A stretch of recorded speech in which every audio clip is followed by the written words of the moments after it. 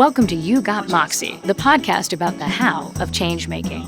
I'm your host, Julianne Crommett, and we're live from the Georgia State of the Industry Summit here at Trilith Studios.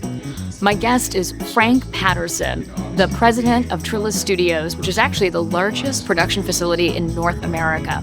Frank has been a leader and an innovator in the film business, having actually pioneered the film program at Florida State University. I'm excited to chat with him about the future of filmmaking, what they're doing here at Trilith, and how they're working more closely with creators of all stripes. This episode of You Got Moxie is powered by Chat with Leaders Media. From life sciences to entertainment, we turn leadership insights into high-impact media. We're proud to be the production partner for today's episode, recorded live from the Georgia State of the Industry at Trilith Studios. Find out how we can help you elevate your brand at chatwithleaders.com.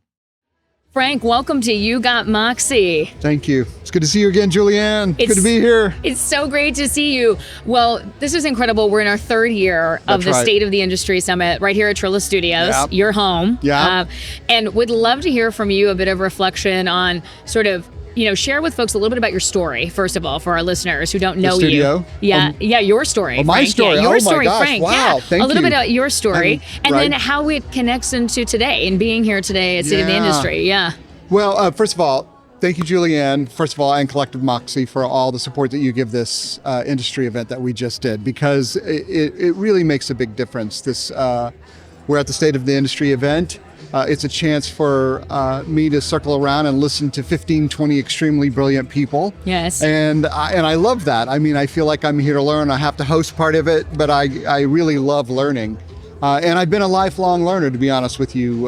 Spent half the time in my career, I still am an academic, and been making movies since the 1980s. I grew up in a little town in Texas, and I had What town in Texas? I didn't want to say because I'm about to say something that it was in the hill country outside of Austin. Okay, hill country, Texas. And I had an English teacher who. I won a writing award in high school, and I had an English teacher who pulled me aside and said, don't stay in this little town. Get out of here and go do something with this talent of yours. And I feel very grateful to this person now who really challenged me to look beyond the borders of this little town and think about what was possible. And had the good fortune of going to university at a time when all these new technologies were emerging, and really got lucky and made a movie right when VHS. This was a long time ago, Julia. Yeah. Sorry, yeah. No. Don't worry, because I worked in DVDs and promotions at Pixar, and now that is also dated. Yeah, it's dated. But got lucky and made and sold some films, and realized, wow, this is an industry I could really enjoy, and found that I really loved the sort of team building, entrepreneurial part of it more than I did the really just. I would write and direct a movie, it'd take a year. It's like, oh my gosh, this takes forever, where I could build teams fast and do fun things. Yeah. So I've had technology companies and production companies, and really all of that was preparing me for being here at Trilith Studios, where we have this remarkable place that is built to have everything that great storytellers need to do anything they can imagine. I don't know of anything like this place. There's, of course, single parts of this place you can be found anywhere, all over the world. But really, we have managed to build a place for storytellers that I'm so happy to be a part of. And Trilith Studios, while we have a chance to work with just wonderful, great storytellers, big famous storytellers like James Gunn and Francis Ford Coppola, like that, we also are working with the next generation of storytellers, and that part just really excites me. Amazing. And we get to watch how this industry is growing, where it's going to go, and be at the front of it with the next generation as they build and create. So I feel very fortunate. It's amazing. And by the way, a spirit of gratitude to me is one of the most important things in life. And I actually think it drives great creativity in many ways. I agree. And I think what you all have created here at Trilith is actually really unique, because you can actually evolve with what's going on. And you and I talk about it all the time. We've talked about it a ton today, actually, at the summit, which is, everything is sort of changing at once. It's been a theme throughout the podcast as well. Our whole podcast is about the how of change making, right? Instead of how I built this, it's how I changed this, right? And, my question for you is, when you think about all this change happening pretty much in every sector and facet of society all at once, how does somebody take that first step in change making, you know? So if they're sitting here listening to us and they're like, you know what, I know something's got to get different, be different. That's right. Where do I start? What's your advice in terms of getting started? Well, first of all, be action biased. I mean, yes, I'm sometimes too intellectual. I'm an academic and I can think, and you're very smart. You know the challenge of yes. thinking a lot. Yes. But I've had the good fortune of having mentors and others who just remind me, take the first step, just act. I mean, make something right now. All this change that we're all talking about right now, I get that it can be scary, but if you look at history and you look at the business cycles that we've been through over time, and every time we've been in one of these disruptions, every single time, without doubt, amazing innovations have emerged and great value has been on the other side. So now is the moment to act. And I don't know what that means. If you're thinking about building an audience as a storyteller because you want it, whatever, if you have this cool technology you think is amazing that's going to use some of the AI suites of things that are going on to really be applicable on the ground today, but you're not sure if it's going to work, don't ask yourself. Start making it now. That's right. Start getting users now, because these are the moments when action-biased people make change. That's right, 100%. And we keep saying all day, makers gonna make. Makers are gonna make. And that's the real thread. And I think actually throughout the whole day of the summit, there was some version of that was said. Right. The other thing that really came up, and you all have cultivated this, I think, actually very intentionally at Trilith, and it's reflected, I think, in the vibes that you get at this summit, which is around community. The idea that nothing is ever made by one person, nobody does anything alone, and actually in these times where we can often feel really disconnected, community is actually a thing to come back to in a real way, especially when things are changing. And so I would really love you to share a bit about that kind of thesis that you all have here at Trilith around place and around community, because it is more important probably now even than you might have when you started. I think it's actually grown in importance. That's probably true. Well, you and I have talked about this a lot. As humans, we will forever have the need to gather in the dark with strangers around the fire that is story. Story is the community building 100%. glue. So, Aristotle knew this when he was having us gather. I wasn't around then, but in theater to understand what community is and community meant. It's been used in every culture, and it's critical for us to recognize who we are, how we value each other, how we think about our own little community, all the way down to the family, to my neighborhood, to my town, to my country, to my world, right?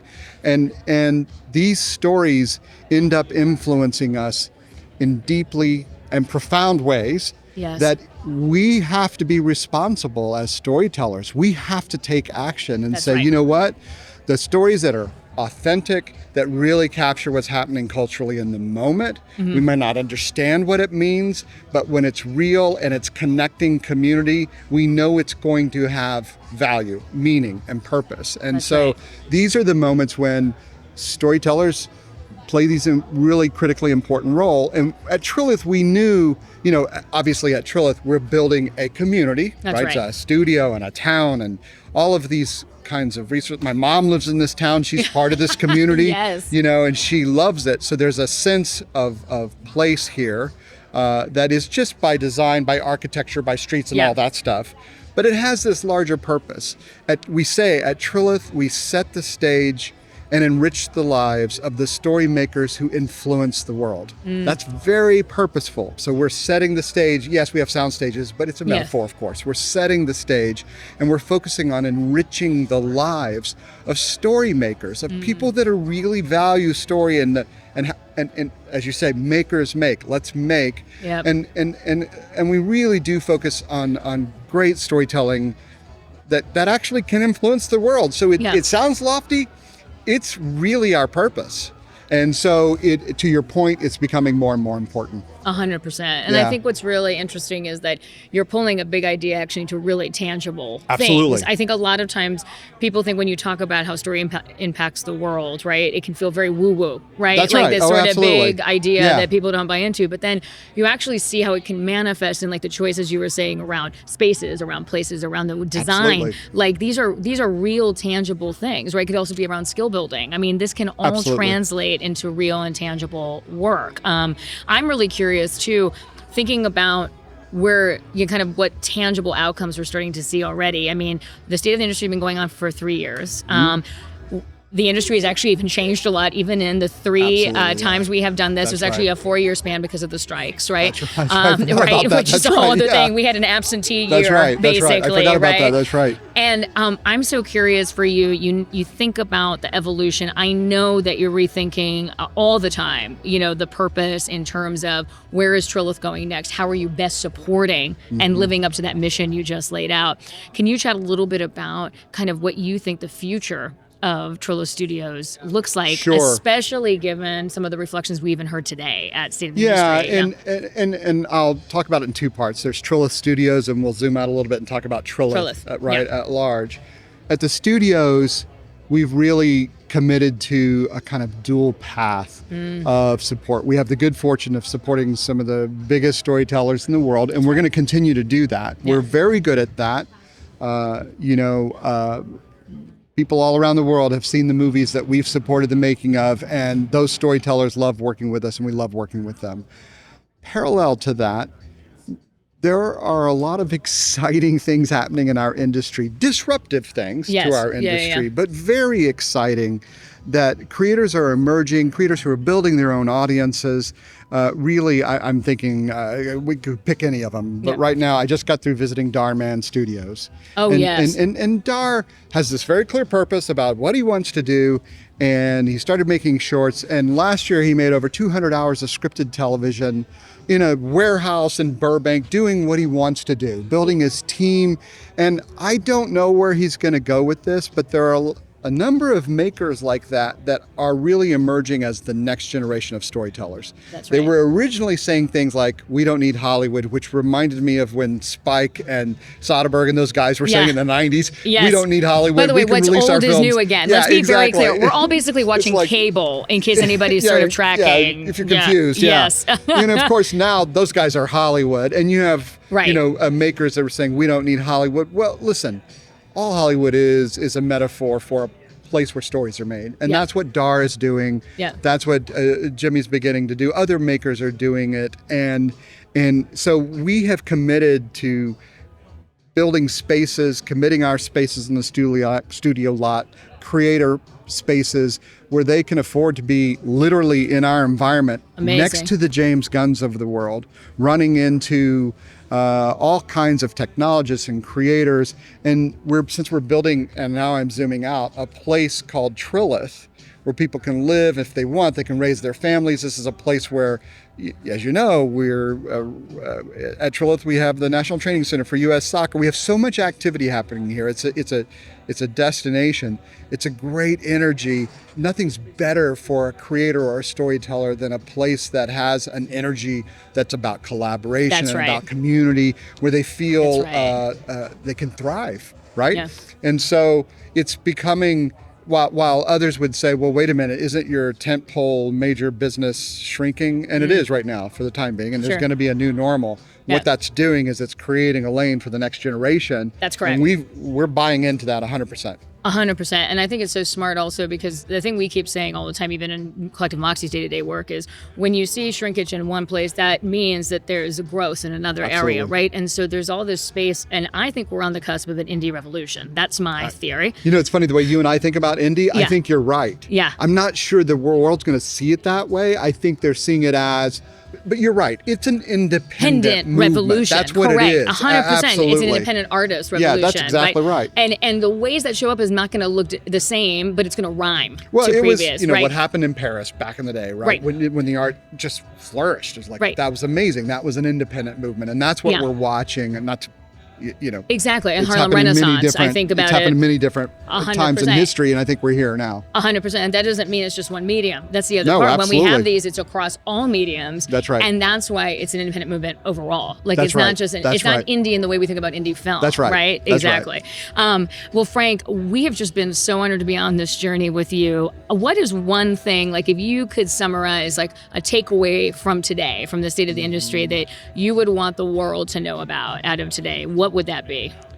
Well, I'm just reminded when I watch what happened today of how many brilliant thought leaders who are energized to not be responding to change, but who are causing change. Yes. And really, it just reminds me that we're part of a much larger story of innovation and a much larger story of makers and creators. And what I witnessed today is we're at an inflection point.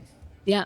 And we're getting to watch history right now. And it's so cool. And I'm so encouraged by the incredible minds, both creative and just the incredible minds that are at display here that I get to hang out and call friends, by the way. my like God, you same. do, by the way. By the way, same right back. Same right back. By the way, it's a Nerdville exploration. Oh, it's such a Nerdville, absolutely. exploration.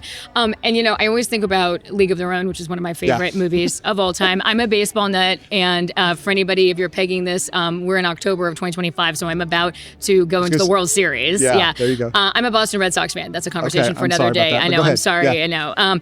But in League of Their Own, there's that moment that Gina Davis, her character is quitting the team, that's right? right, yeah. And Tom Hanks, as the coach, comes over and says, "What are you doing?" And she said, "Well, it got hard." And he said, "The hard is what makes it great." That's right. And to me, we're in a moment that's really hard. That's right. But the hard is actually what makes it great. 100%. And that is, to me, 100%. also one of the takeaways from today. Yeah, Absolutely. I agree. Amazing. Frank, as always, thank you Thanks, for your Julianne. partnership. Hopefully you'll come back and join us. Absolutely. Amazing. Thank you. Take care. Take care. Thanks again for joining us for You Got Moxie. Continue to follow us and listen to your favorite episodes at collectivemoxie.com. That's collectivemoxie.com. We're excited to see you next time. Take care.